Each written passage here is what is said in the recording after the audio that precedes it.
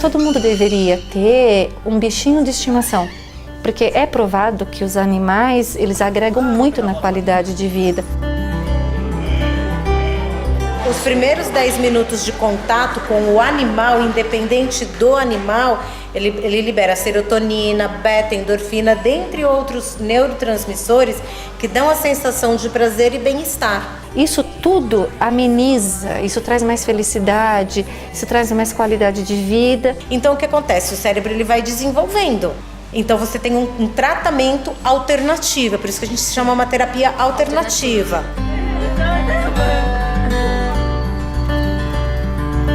Quando os médicos indicavam para mim, eu falava, não, vamos tentar para melhorar a vida dela. Porque ela tem que conviver, né, também. Aí eu falei, para melhorar a gente vai fazer um teste, vamos ver. E ela adora vir para cá. Ela é a terapia que ela mais gosta. Não teve assim a estranheza, porque eu sempre quis muito que a Denise fizesse tudo. E assim, para mim, assim, para minha família, o pai dela, os irmãos, os parentes, é muito agressivo, porque a cobra pode morder, porque o jacaré pode machucar, essas coisas. Mas para mim, eu não penso nisso, eu penso nos ganhos, porque pode acontecer coisa independente se ela é deficiente ou não, né?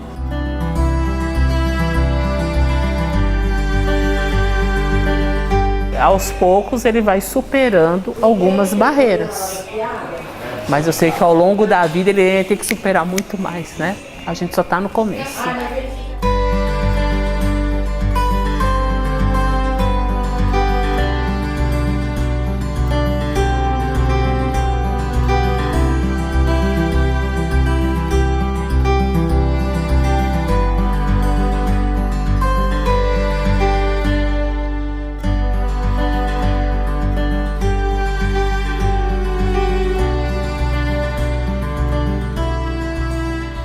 Ô Davi, antes de você escrever trio, deita. Deita. Deita, estica o pé. Põe o trio na barriga dele. Agora relaxa. Fecha o olho. Gosta, fecha o olho. Deita. Isso. Eu tenho 3 filhos e eu sempre quis ter uma menina. Quando eu fiquei grávida, que eu fiz a ultrassom, e os médicos foram explicando para mim que pela ultrassom ela estava muito pequeno, o peso estava baixo para a idade gestacional. Mas eu fiquei tão feliz quando ele falou que era uma menina, que para mim ele podia falar o que fosse. Foi tanto que no último dia do pré-natal, ele explicou que ela poderia nascer com paralisia, que poderia ser assim, assado, mas para mim ele falou, ela vai ser uma criança especial. E eu fiquei muito feliz porque eu achei, até o médico acha que ela vai ser uma criança especial pelo fato de ser uma menina, não pela deficiência. Ela tem paralisia e tem síndrome. E a neurologista explicou assim, que tem o estágio A, B e C, né? Então, o da Denise está entre o B e o C. Assim, ela não é, assim, não é tão leve, mas também não é tão grave.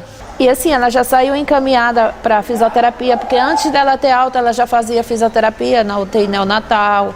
Ela já estava sendo atendida lá dentro da UTI. Ela já saiu, eu já tinha uma base. Quando deu alta, eu já estava com todos os encaminhamentos. E quando ela começou a fazer a Réptil aqui, como vocês descobriram? Então, porque ela já fazia a eco e a PET, aí a Andréia me apresentou a Réptil. E assim, para Denise, na hora eu falei que queria, aí ela já começou a fazer e já foi vendo os ganhos. Ela sempre se alimentou por sonda, ou seja, ela nunca sentiu o gosto da comida. Você imagina o que é você ter 14 anos de idade e nunca sentiu o gosto de um alimento. A Andréia descobriu que se a gente coloca a cobra subindo pelo pescoço dela, dá um estímulo na boca e ela consegue ter sucção e mastigação. Isso foi no acerto e erro, porque na realidade foi em estar colocando a cobra no corpo da criança para ela estar relaxando, e aí foi quando eu olhando aquela musculatura que estava atrofiada e conversando com o biólogo e ele me explicando tudo como esse animal se portava na natureza, o que ele fazia na hora que ele ia caçar e para ele se alimentar, que ele tinha que matar por constrição. Então eu comecei a pensar. Falei, puxa vida, e se ela fizer esse movimento aqui nessa musculatura que está encurtada? Hoje ela com 14 anos, a gente está tirando a sonda dela com a cobra. E hoje com 14 anos ela sente o gosto da comida. Eu só consigo fazer isso, detalhe. Eu sou fonoaudióloga e a minha pós-graduação é nessa área de motricidade oral. Se a cobra não estiver comigo, eu não faço. A cobra, ela provoca uma massagem que ela, ao mesmo tempo, ela é relaxante, ela é estimulante e ela é calmante. Então ela funciona de todas essas formas. Então a musculatura que ela tiver que relaxar, ela vai relaxar. A que ela tiver que estimular, ela vai estimular. Eu passo a serpente também embaixo, bem abaixo do queixo, onde a gente tem, ó, eu estou fazendo o movimento com o dedo, é onde eu disparo o reflexo de deglutição dela, né? Então assim, só que a cobra é um animal de sangue frio, que a gente tem que lembrar. Então, o nosso rosto, a nossa musculatura facial tem mais receptores para o frio do que para o quente. Então, isso ajuda a mandar uma mensagem mais rápida para o sistema nervoso central dela, o que me facilita muito na técnica de fono que eu vou estar utilizando. Ele provoca essa massagem tão profunda no músculo que ele consegue fazer aquilo que eu não consigo. Né? Nem com a minha mão, nem se eu colocar uma eletroestimulação ali, que eu já tô dando mingau para ela comer pela boca e ela já tá sugando no canudinho, suquinho. Ela já conseguiu tomar uma caixinha de 200 ml. Ela toma suco no canudo. Eu falo que isso que a Andrea faz com ela, só Deus dá. Foi um presente que a Andrea deu, assim, um presente de Deus.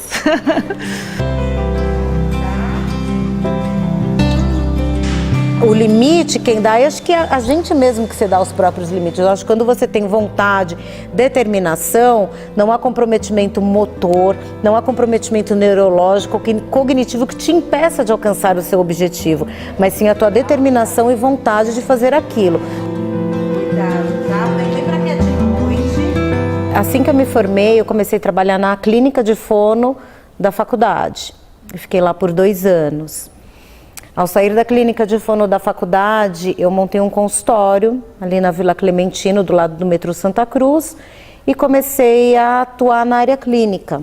Eu sempre trabalhei com crianças especiais, pessoas, né, especiais, não só criança. No decorrer da vida, aí eu conheci uma pessoa e ela começou a me falar de ecoterapia. Eu falei, ecoterapia? Eu falei, o que é isso? Nessa ânsia de correr atrás e de procurar... vamos vencer mais esse obstáculo, você consegue, foi que eu complementei dentro da ecoterapia a PET, e aí na PET eu comecei a observar que algumas crianças, elas sempre chegavam e elas iam direto no jabuti. Então eu estudei sobre jabuti, sobre cágado, tigre d'água, tudo quanto é espécie ali da família dos quelônios, eu fui estudar. Falei, não é possível, mas eu não encontrava uma explicação para isso. E aí foi quando eu descobri que na Inglaterra, dentro de um hospital psiquiátrico, eles usavam cobra, lagarto e jacaré no atendimento aos doentes psiquiátricos. Aí eu falei, não. Falei, tá aí a explicação. Então a primeira coisa foi assim, mas nós temos como ter répteis aqui? Alguém conhece sobre répteis? Então o que eu falei, eu não vou fazer isso sozinha, porque para eu fazer a terapia com répteis eu vou necessitar do quê? De um biólogo que ele saiba todo o comportamento, que ele seja especialista em comportamento animal. E eu tive o convite de uma pessoa ligada à minha família, que era diretora de ensino da cidade de Itu, onde meus pais moravam, e ela me convidou para dar aula em zona rural. Então, ao longo dessa minha vida de dando aula, durante o meu período de faculdade, ainda como aluno, cada aula que eu ia no colégio, eu levava um bicho. E aí inventava uma história para esse bicho. Então se era para maternal, jardim e pré, era uma historinha. Se era primeira, quarta série, era uma coisa um pouco lúdica. Se era quinta, oitavo, já era mais aula sobre o animal. Quando eu me vi, eu já estava fazendo educação ambiental sem saber o que era educação ambiental. Eu já conhecia o trabalho do Diego de educação ambiental. Então eu falei, nossa, ele é a pessoa ideal para estar comigo agora nesse momento. Aí quando ela me ligou e passou a ideia da proposta do projeto, eu fiquei apaixonado, ainda mais sabendo do público que a gente iria atender, que é um público super humilde, super carente de informação, de tratamento, enfim. Falei, André, tô dentro, o que você precisa de mim? Aí ela me explicou o que era Reptoterapia e a gente começou de forma experimental juntos. Coloca as bolinhas no corpo da cobra. Isso, Davi! Muito bem! A criança, quando ela chega aqui, ela passa por uma avaliação, né? Então a gente vai fazer uma, a gente vai fazer uma avaliação dessa criança, a gente levanta todo o histórico dela e aí a gente vê a necessidade que ela tem. O que ela vai precisar, o que nós vamos precisar desenvolver nela, o que nós vamos precisar reabilitar nela, e aí a gente vai direcionar para o tratamento que melhor encaixa ali no quadro dela. Como a gente atende crianças com dificuldades motoras, síndromes genéticas, crianças com alterações emocionais, ou seja, alteração no ser humano como um todo, então cada um na sua especificidade, eu comecei a ver que o Reptio, ele estava me trazendo benefícios em outras áreas e não só no emocional. Então o que usar de cada bicho é uma caixinha de surpresa. Só a doutora Andréa, durante a terapia, que ela consegue perceber, ó, isso deu certo nesse paciente, isso não deu certo naquele paciente. Então nesse paciente a gente vai usar esse bicho, nesse a gente vai usar o outro bicho. Então depende muito da terapia que a Andréa desenvolve. Então muitas vezes chegam crianças aqui e falam assim, puxa, ele não sabe ler. Ele reconhece todas as letras, mas ele não consegue juntar. E aí eu vou trabalhar com a cobra. Porque o que está faltando para essa criança? Sequência. Então eu trabalho, a cabeça é o início, o corpo é o meio e o rabo é o fim. A gente monta as letras, as sílabas em cima da cobra. Vamos fazer o caminho da cobra, então aí a criança aprende. A gente chama de reptoterapia, mas nem sempre a gente só leva répteis, porque a gente tem que pensar que os répteis fazem parte de um ecossistema e fazem parte de uma cadeia alimentar. Então às vezes eu levo um anfíbio, eu levo uma rã, para mostrar que os répteis saíram da água. Então nem sempre a gente usa só répteis. Eu posso às vezes levar também as baratas gigantes de Madagascar para falar de inseto. Por quê? Os insetos entram, por exemplo, na base da cadeia alimentar de um teiu, de um lagarto. Então nem sempre a gente leva só os répteis. Vale lembrar que nenhum paciente chega lá e a gente bota o bicho na criança. A gente prepara. A gente mostra o que são os animais, eu dou uma aula sobre cada animal, sobre a importância ecológica, por que ele vive na natureza, qual a importância dele, o que acontece com o desmatamento, com o tráfico, com a extinção. Depois que a criança está ambientalizada com o assunto, que a gente coloca em contato. Que cobra que é essa? Jiboia, muito bem. Uma jiboia. A cobra come fruta, come folha ou a cobra come carne? Come carne. Isso, então a cobra é um animal carnívoro. Então ele vai te apresentar o animal, ele vai falar onde ele vive, o que esse animal come, ele mostra que o animal está com ele desde pequenininho, ele dá carinho. Ao mesmo tempo que eu estou dando essa aula inicial de educação ambiental sobre os animais, eu já estou sentindo a criança. Será que esse vai apertar? Ele está entendendo? Não entendeu? Eu estou falando, ele está entendendo o que eu estou falando? Então eu sinto nessa conversa inicial. Aí sim eu coloco em contato com o bicho. Onde ela vive? No chão da floresta ou no alto da árvore? Aonde? No chão da floresta e no alto das árvores. Das árvores. Isso. Então se ela vive nas árvores, eu vou colocar ela na cabeça. O autismo dele é o seguinte, na verdade, ele foi originado de crises convulsivas. Tá? Ele teve mais de 15 crises e aí ele perdeu a fala, começou a apresentar movimentos repetitivos, se isolar do mundo. Você falava com ele, parecia que ele estava surdo. Aí a gente começou a procurar médicos, realizar exames. Com 1 ano e 3 meses veio a primeira crise convulsiva dele. Eu andando na rua, começou a ficar estranho, se entortar. Eu nem sabia que era isso. Aí ele foi socorrido imediatamente, passou uma noite no hospital e teve alta no dia seguinte. Aí a gente já começou a correr atrás, tipo saber o que tem. Foram feitos diversos exames, deram normais, só a ressonância magnética que diagnosticou que ele tem displasia cortical focal paramediana. Que isso daí o que ocasiona? As crises convulsivas. E como era a relação dele com animais antes dele começar a terapia? É assim, que na minha casa não tem animais. Ele não tinha tinha convênio? Não, só tem assim, na minha mãe tem cachorro e tem papagaio. O papagaio, ele tem medo que o papagaio grita, aí ele tampa os ouvidos. Também é uma das características autísticas, né? Que é a sensibilidade, né? Para barulhos, né? Ia para um lugar que tinha igreja, na hora que tocava o sino, tinha que tirar ele de lá. Barulho de aspirador. Hoje em dia, não, ele já consegue já ficar num ambiente que tenha esses barulhos. Esse aqui quem é? Isso! O vínculo que eles criam com esse animal de confiança, de respeito, né? Então eu não vou deixar que nada te aconteça. É um momento onde eles param, diminuem a hiperatividade, melhoram a atenção e com isso a gente consegue passar informações e eles desenvolverem o cognitivo, a inteligência. Então, por isso que muitas crianças estão sendo alfabetizadas dentro da terapia com répteis. A cobra, ela tem um poder estimulante, relaxante, calmante. Então, a gente aproveita nesse momento que para trazer a tranquilidade para essa criança, para diminuir a hiperatividade dela e aumentar a atenção. Se você chegar e falar com ele vai falar com você. Ele vai procurar, vai te buscar uma amizade. Coisa que o autista dificilmente faz. Mostra onde está o rabo do jacaré. Mostra para mim agora onde que está o pé do jacaré. 1, 2, 3, 4, 5, 6, 7, 8, 9. Ele já sabe pedir o que é uma determinada coisa que ele quer. Ele já tem o eu quero. Ele sabe o nome dos terapeutas. Ele sabe o que é a cobra. Ele queria levar outro dia, queria levar uma cobra para casa. Tem muita mãe que tem muito medo, não só mãe como pai. Muitos pais que têm muito medo de bicho, principalmente quando a gente fala de cobra, né? Quando ele chega aqui no portão da terapia com répteis e que você vê que o pai está duvidando do seu trabalho, é o mais gostoso. Porque você sabe que a hora que ele entrar aqui, tudo vai acontecer.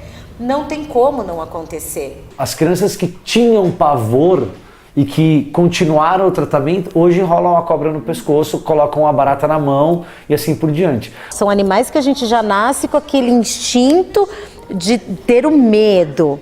Então, já o fato de eu começar a superar o medo, então isso você já trabalha com o emocional, onde eu tenho aumento da autoestima, da autoimagem, da autoconfiança. Tem criança que não fala ao tocar o bicho e ao repetir o nome do animal, a importância, a criança passa a falar. Tem criança que tem que fazer exercício de fisioterapia que dói, com os bichos a dor passa. Então a gente começou a perceber que cada paciente era um tipo de evolução. E aí a gente vê também que nas crianças agitadas, o réptil ele traz a tranquilidade, ele acalma. Eu já peguei paciente que não fala, que a mãe levou lá, falou que a criança fala na escola, mas que lá nunca saiu nenhuma palavra, e ao tocar os animais a criança falou, é o sapo, é o sapo. E a mãe começou a chorar porque ninguém acreditava nela. Então teve muitos resultados diários que fica guardado na nossa mente, que são inúmeros, né? Se a gente parar aqui para contar, são vários. Você vê que existe uma troca com o bicho, né? Que eles, além de estarem fazendo um bem para os nossos pacientes, a gente acredita com a galera da veterinária de que eles estão super bem, que eles abaixam o batimento cardíaco, que eles ficam à vontade. A gente percebeu que os animais em tratamento se demonstram muito mais calmos do que fora do tratamento.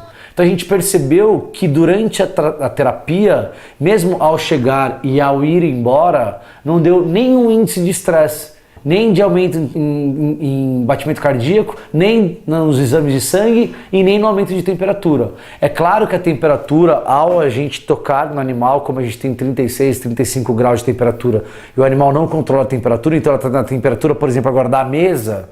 Então se eu pegar muito tempo na minha mão, é claro que o animal vai esquentar. Mas a gente percebeu que mesmo o animal esquentando, ele não se agitava. Então o que mostra que esses animais não têm índice de estresse durante a terapia. A gente, quando compra um animal, a gente compra ele filhote legalizado pelo IBAMA. A gente cresce com esse animal na nossa mão. Então ele cresce acostumado com o contato. A gente não pega um animal adulto e coloca em terapia. Então tem animais que estão comigo há 10, 8, 10, 12 anos para estar preparado hoje para esse tipo de terapia. A gente tem que lembrar que a reptoterapia é recente. Ela tem 3 anos, a empresa tem 13. Então tem 10 anos que eu estou preparando os bichos para evento como esse. A gente tem cobra e tem jacaré. Se você perguntar como é que alimenta esses bichos, todo mundo vai falar, tem que dar bicho vivo, senão não come. As nossas cobras, desde o dia que elas chegam aqui, filhotes, a gente nunca alimenta com bicho vivo. Então ela não precisa nem dar o bote nem estrangular, nem dar o bote nem estrangular. Uma cobra que passa a vida inteira dando bote estrangulando, ela aprende a ter força na musculatura e aprende a dar o bote. Então a gente vai inibindo esses comportamentos.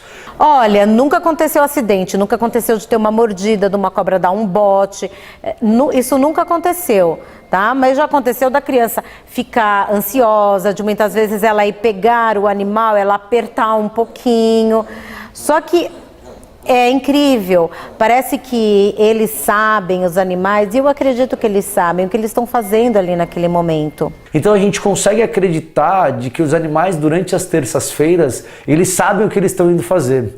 E é impressionante, porque o carinho que as crianças têm pelos animais, a gente acredita que é recíproco, porque eles ficam super à vontade, vocês puderam acompanhar algumas das terapias e viram que os bichos ficam super tranquilos, não esboçam nenhuma reação agressiva ou coisa do tipo. Então é uma troca, a gente acredita que todo mundo ganha, a gente, os bichos e os pacientes. Maravilhoso. Demais, né? Demais. E bicho é bicho, né? Não tem como não gostar, né? Não tem. Não tem como, olha que coisinha fofa.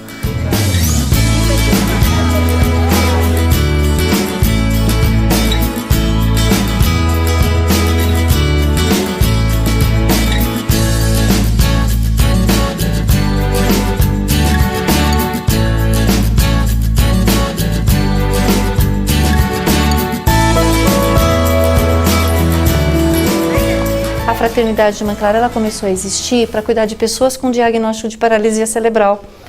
E hoje nós abrigamos 45. Além dos que residem aqui, que moram, a Fraternidade de Mãe Clara também atende de forma gratuita 14 que vêm e vão para casa. O que é muito legal é que a FIC ela não tem nem o vínculo religioso e ela também não tem o vínculo governamental. Nós não temos um órgão religioso específico que mantém, não. Todo mundo ajuda. O Cão Terapia, né? Esse projeto surgiu nessa casa.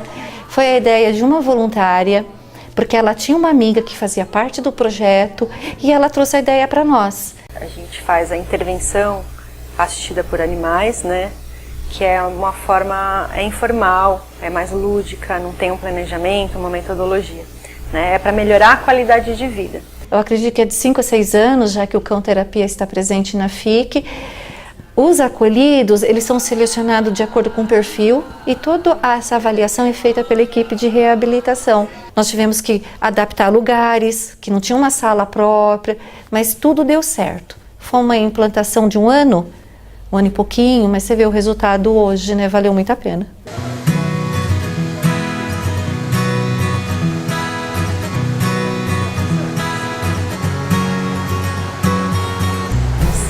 Aproximadamente 45 cães que a gente tem hoje e visita várias instituições, sempre com pessoas em alguma situação de vulnerabilidade, idosos, crianças ou com alguma deficiência. Chega no meio da visita, a gente troca os cães, mais pelos cães até, né, porque eles acabam se cansando, então troca de sala e aí ele chega numa outra sala e aí ela tá com outro cachorro. A gente quer que todos que possam passe pelo projeto. Então tem um período para cada turminha. Daqui a algum tempo a gente vai trocar eles para que todos possam, depois voltam de novo, para que todos possam participar. Não tem um acompanhamento ali com fundo científico, acompanhando com um profissional da saúde, num tratamento específico. Vai de acordo com que aquele assistido a gente percebe que ele gosta, ou pela informação que a gente tem. Então, por exemplo, exatamente a Tati. Ó, ela precisa fazer esse movimento. Então, vamos colocar o cachorro para esse lado. Né? Vamos tentar fazer algumas coisas que a gente sabe. Esse processo de tirar os nossos acolhidos por no chão, para eles isso é... Porque eles ou estão na cadeira ou eles estão na cama. Essa coisa de ir para o chão é gostoso para eles. Você fala assim pro Breno, quer ir pro chão? Ele sorri. Ele quer sentar no chão como uma pessoa normal. E o contato, ele tá olhando para o cão no mesmo nível, isso para eles é fundamental. Então esses 40 minutos, 50 minutos às vezes, do brincar, dessa terapia, você percebe que eles ficam mais felizes. Desde pequena eu ouço minha mãe falando de trabalho voluntário que ela fazia, assim, né? Eu sempre procurei me informar de trabalhos voluntários, assim, e quando eu vi o projeto eu falei, eu vou juntar as duas coisas, né? Eu vou poder levar o meu melhor companheiro comigo e vou poder fazer uma coisa legal que eu queria, né? Na época o Joca ainda era novo, acho que tinha um ano e meio, não tinha nem... E acho que a idade mínima eram 2 anos. E aí eu fiquei até meio chateada, falei, pô, o Joca ainda não tem 2 anos, mas ficou um projeto mais pra frente, né? Aí passou uns anos, mas acho que aí passaram uns 3 anos e aí eu falei, não, dessa vez eu tô com tempo, vou lá fazer o teste e tal. A gente passou pela avaliação, ele passou também. Tanto os cães quanto as pessoas passam por uma avaliação, né? Então elas acompanham as visitas, né? Para saber mesmo o que elas, né, se é isso que elas querem. Ela constituía uma entrevista com a gente, né, pessoa, e depois um adestrador analisava o comportamento do cão. Pode ser um cachorro medroso, né, ele não pode ter traço de agressividade, e isso é feito, né, quando eles entram, mas isso também é acompanhado, né? Então, se um cachorro em algum momento pode passar algum tempo, ele começa a apresentar algum sinal diferente, ele pode ser afastado, isso já aconteceu também. Ele está comigo, ele vai fazer 9 anos esse ano, então eu tenho ele desde filhote, ele é adotado, foi abandonado, como a maioria assim, mas eu adotei ele de filhotinho. Minha relação com ele assim, acho que foi o melhor cachorro que eu tive até hoje, foi mais companheiro, ele é super brincalhão. Ele tem seus momentos de tranquilidade, assim, e ele é bem companheiro. A gente viaja bastante, faz trilha, a gente vai pra praça, ele é super sociável, brinca com outros cães. Para eles é um grande passeio, divertido, né? Então eles vêm trabalhar e para eles estão passeando. Por isso que, né, numa seleção, você tem que perceber que o cachorro ele gosta disso, né? Que ele gosta de interagir com as pessoas, que ele não tem medo. Ele era até na hora ele estava um pouco medroso, porque como tinha muito cão, ele tem um lado meio, quando fica muita gente assim, né, ele é meio mais reservadinho assim, então ele até quase bombou assim, mas a adestradora deu um voto de confiança e graças a Deus a gente conseguiu. Eles ficam cansados, porque não deixa de ser uma atividade para eles, mas cachorro cansado é cachorro feliz. E aqui ainda a gente tem um espaço, um gramadão, então no final da visita a gente solta, eles correm, né, brincam, e aí é aquela recompensa final, né? Então depois de um tempo de trabalho, que tem um tempo certo também, então a gente tem um tempo limite de visita, que é o que os cães aguentam. Se a gente percebe também que um cão já deu a hora dele antes do horário da visita, ele também pode interromper, né? Por isso que eu falei, a gente está sempre preocupado com o bem-estar de todo mundo.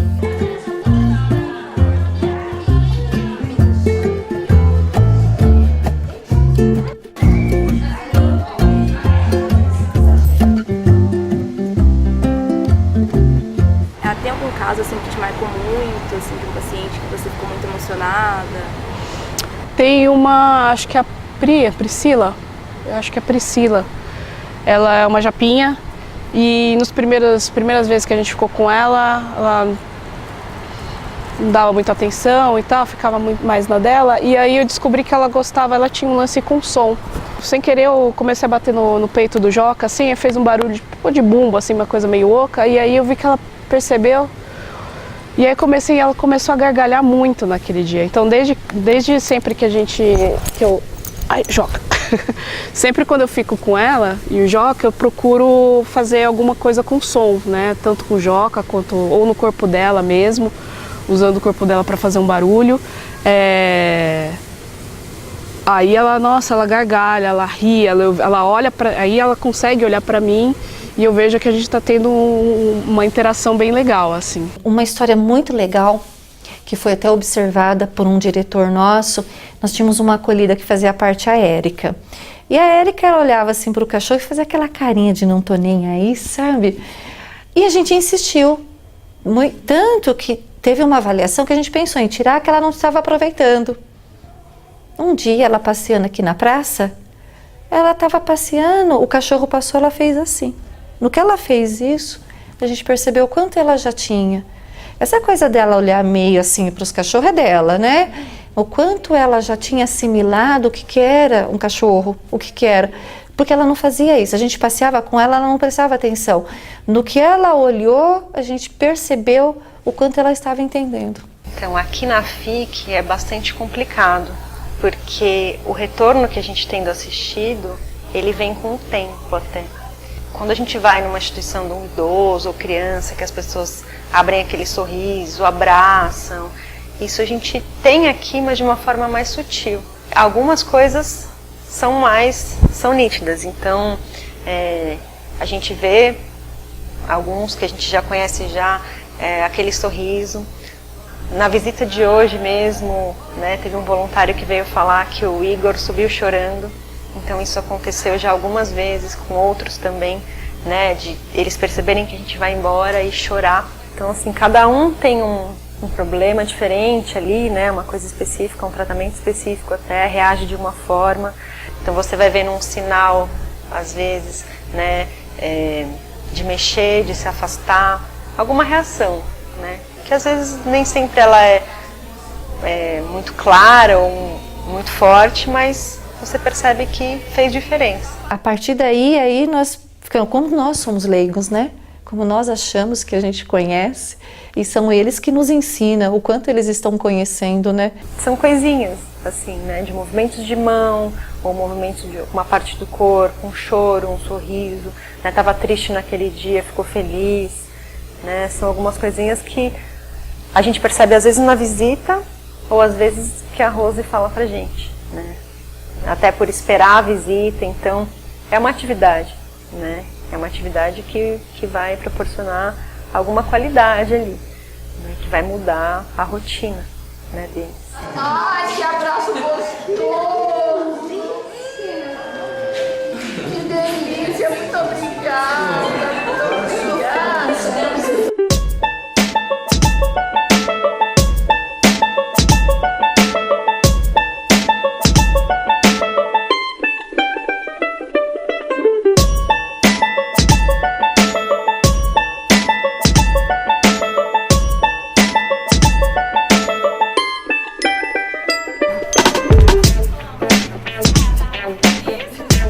Ela teve paralisia cerebral e daí quando ela tinha 7 meses, ela tinha assim o pescoço assim caído, né? Já era para estar bem desenvolvida, mas não estava. E eu pedi pedi um exame para saber, né, o que ela tinha. Aí o médico falou assim que ela precisava de sol. Aí fez um exame e detectou que ela tinha um atraso. Você fala assim, é um atraso. Pode ser que ela ande, pode ser que não. E aí eu fui na CD, em 2 meses eu consegui entrar lá. E aí ela começou a fazer as terapias, passar nos médicos, passar no neuro. Ela entrou na terapia, entrou em vários setores lá da CD, ela passa até hoje, faz cirurgias, passa nos médicos e ela estuda pela CD. E aí ela ficou lá 5, 6, 7, 8 anos ela fez a cirurgia e saiu de lá. Ela fez cirurgia do que naquela época? Ela fez cirurgia dos 2 lados do quadril, fez alongamento de tendão, virilha e joelho, assim. Aí eu passei ela pra cá, que é aqui na fazendinha. Quem me indicou foi a doutora Márcia, que é fazer acupuntura. Ela faz ainda, né? Mas aí ela me indicou, falou assim, meu filho faz, aí ela foi e me indicou. Aqui é a ecoterapia. Conversei com a Júlia, em seguida ela já fez. A Samantha, ela veio para nós encaminhada, acho que da ACD, ela faz a ACD, e ela frequenta uma escola regular. Então, assim, ela era muito tímida, acho que por conta da deficiência dela na escola. Tem aquelas coisas que todo mundo sabe que ela era meio excluída e tudo. Até onde ela vive, o pai não convive muito com ela. E aí ela veio para a ecoterapia clássica, na reabilitação. No começo ela sentia muitas dores, ela não tinha uma abdução de pernas, então ela não conseguia ter uma abertura total para montar no cavalo. A gente foi feito todo um trabalho para ela ir relaxando aos poucos. Assim, no início era cansativo e além disso doía os pinos da cirurgia. Que tinha um pino de um lado, outro do outro e tinha feito tipo reconstrução de ossos, essas coisas. Aí eu acho que doía um pouquinho, mas agora ela gosta. Fisicamente falando, ela melhorou muito a postura. Ela tinha uma escoliose de 1 grau X, agora diminuiu bastante. Os membros inferiores, que ela tem mais dificuldades, também melhoraram muito, né? Tanto a questão da hipertonia, que ela é muito rígida, melhorou muito, e a questão social. Assim, eu não pensei que fosse tão bom assim, porque, nossa, a ecoterapia ajudou ela mentalmente a lidar com as pessoas, né? Porque ela era muito ansiosa, a passar até mal, de tanta ansiedade. Então, antes o que ela falava muito pouco, a escola hoje até fala, nossa, ela é outra criança, ela é outra Samantha, ela fala de muitas coisas. Quando ela tem uma dificuldade agora, ela apresenta a dificuldade que ela tem em sala de aula, porque ela está numa série que ela regularmente deveria estar, mas o acompanhamento dela é um pouco mais lento. Ela se dá super bem com todo mundo, conversa com todo mundo e assim, é outra mente, ela tem mente de moça hoje, que antes ela tinha a mente dela era de bebê. Assim, ela não conseguia assim raciocinar. E com o cavalo assim ajudou a raciocinar tudo, o movimento, a coluna. Nossa, a postura é outra também.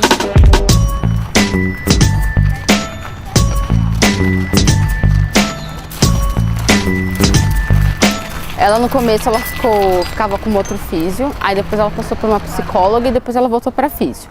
Que a gente faz cada um trabalha uma parte com ela, só que agora no momento ela tá só com a físio. Geralmente a gente alonga ela em cima do cavalo mesmo. Às vezes a gente faz solo, dependendo do dia como ela tá, a gente vê como ela, às vezes ela vem muito com demanda de dor, às vezes quando a gente fica de férias, período de férias, às vezes ela fica mais encurtada, tal. Mas assim, a gente geralmente alonga ela em cima do cavalo, a gente sempre usa manta, porque com sela ela fica muito mais, vamos dizer assim, mais rígida, então a gente não consegue fazer muitos movimentos com ela e tal. E a gente faz exercícios com ela em cima do cavalo de abdução, de amplitude, para fazer amplitude de movimento, somente de membros superiores, que membros inferiores ela não consegue mexer muito. Então a gente trabalha mais essa parte também de motricidade fina, porque ela tem uma dificuldade com as mãos, somente uma que ela vai operar até, que ela não mexe muito. E a outra, então a gente trabalha para ela ter mais movimento na outra. Melhorou muito a coluna, melhorou a postura, tudo. E equilíbrio também, né? Porque o equilíbrio dela é, tipo, se você fizesse assim, ela já caía. E agora não, agora o equilíbrio dela tá bem melhor. E aí a gente percebendo isso tudo, a gente resolveu dar um pouquinho mais de autonomia para ela. Então agora a gente começa com ela um plano de equitação. Então ela conduz um pouquinho, com uma certa dificuldade, o cavalo, mas para ela é importante ela ver o ganho da autonomia dela, né? Porque ela fazendo esse ganho aqui, na casa dela, ela vai levar para a vida dela. Então a mãe fala que às vezes ela já, ai mãe, deixa eu escovar o dente sozinha, deixa eu tentar sozinha. Então algumas coisas ela já quer tentar sozinha que ela não fazia sozinha antes. E isso que é legal, você levar algo da terapia para casa, para a vida dela, né? Hoje ela é outra pessoa. Antes da terapia e depois, mudou bastante. E a minha relação com ela sempre, ela fala para mim que me ama todos os dias. É uma coisa assim que, eu não sei, né? Eu queria que ela fosse assim normal, né? Assim, andasse, fizesse essas coisas normal, mas isso aí, assim, faz a gente amar mais, né? Gostar mais dela, porque não é todo filho que fala isso pra mãe. É difícil, nunca vi assim um filho que falasse assim, ela não, todo dia me abraça, mãe, eu te amo. Antes de dormir, geralmente antes de dormir, me pede bênção e é diferente. A gente é super amiga, ela conversa bastante, tem coisas que ela fala assim que é de adulto, entendeu? E ela é criança ainda.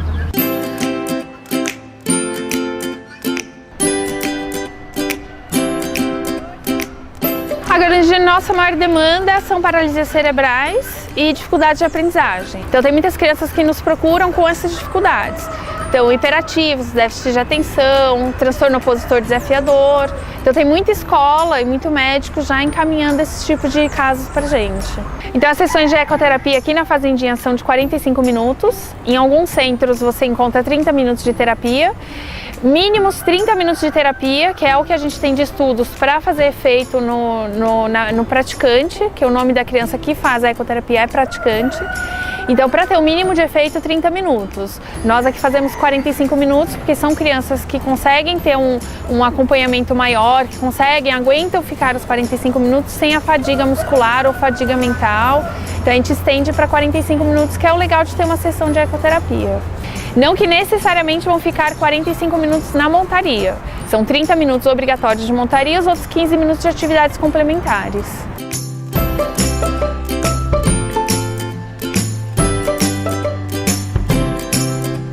Todos eles fazem uma avaliação prévia e dentro da avaliação a gente monta em equipe, é discutido o caso em equipe, um plano de sessão semestral. Apenas crianças fazem ecoterapia aqui e quantos pacientes vocês têm?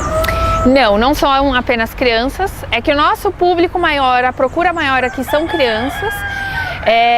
E até pela demanda que a gente tem dos cavalos. Então, os nossos cavalos são preparados para aguentar até mais ou menos de 80 a 90 quilos. Então, por conta disso, são feitas mais avaliações e as sessões com crianças.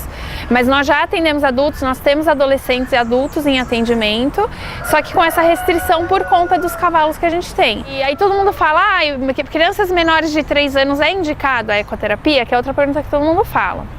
A Andy recomenda que não, assim, até por conta da formação física mesmo, só que a gente faz uma coisa chamada estimulação precoce. Então, assim, não necessariamente ela vai fazer a montaria no cavalo. A gente pode fazer uma estimulação de solo, um trabalho de solo, de escovar, de limpeza, de material. Então, é um trabalho semelhante ao trabalho clínico, mas utilizando o cavalo. Ela normalmente é procurada por uma questão motora do praticante, mas ela tem os benefícios psicológicos. Então imagina você que nunca viu um cavalo, subir num cavalo, é um bicho grande, né, que assusta de imediato, mas quando você sobe você se sente super, né, prepotente, nossa, que importante que eu sou. Então dá um bem-estar físico e mental. Mas os estudos, assim, o que mais se fala é o movimento tridimensional do cavalo, que é um movimento de marcha semelhante ao homem. Então ele faz um movimento para frente e para trás, para um lado, para o outro e para cima e para baixo. E essa estimulação motora é que traz todo o benefício motor para a criança ou para o praticante. Aqui o cavalo é igual a gente, nós temos a nossa cintura. Se você andar com a cabeça para frente assim, o que vai acontecer? Você vai cair, não vai? E o cavalo, ele tem o centro do cavalo, que chama-se balicentro. Então se você sentar bem onde ela está aqui, você vai dar o equilíbrio para o cavalo. Se você sentar para trás, você vai tirar o equilíbrio do cavalo. Que a partir do momento que você está montando, já não é mais você, cavaleiro e nem cavalo, é um conjunto. O cavalo, o movimento do cavalo, que é um movimento tridimensional, 95% semelhante ao andar do homem. Isso faz dele uma máquina terapêutica. Então, ele estimula o motor no geral, ele estimula o social por ser um animal que você está tendo um contato, ele melhora o emocional já na própria, no próprio contato corpo a corpo, porque ele tem uma temperatura 2 graus acima da nossa, então ele traz um aconchego. Além disso, os movimentos são semelhantes ao útero materno. A hora que você abraça o cavalo, você sente as batidas do coração, então você também acalma. Primeira coisa que a gente orienta, né, quem inicia, né, a terapia ou inicia uma equitação, a gente sempre orienta, né? São 3 técnicas, 3 coisinhas básicas, né? Você tem que ter, primeiro você tem que gostar do cavalo. Você tem que ter, para você se aproximar dele, você tem que gostar. Depois tem aquelas técnicas, aquelas 3 regrinhas, né? Você tem que ter o controle, a segurança e a técnica.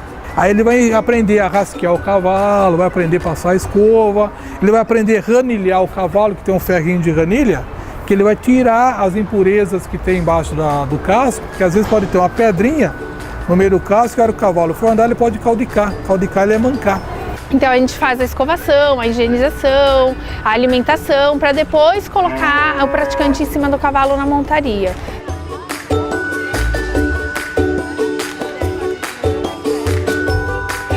A gente tem no cavalo 3 abordagens maravilhosas para trabalhar com o autista. Uma é, eu coloco ele num cavalo com uma andadura e altero essa andadura. Se eu colocar você agora andando ao passo e aumentar a velocidade, você vai ter uma tomada de consciência. Você vai falar, Helena vai correr com o cavalo, né? Assim é o autista.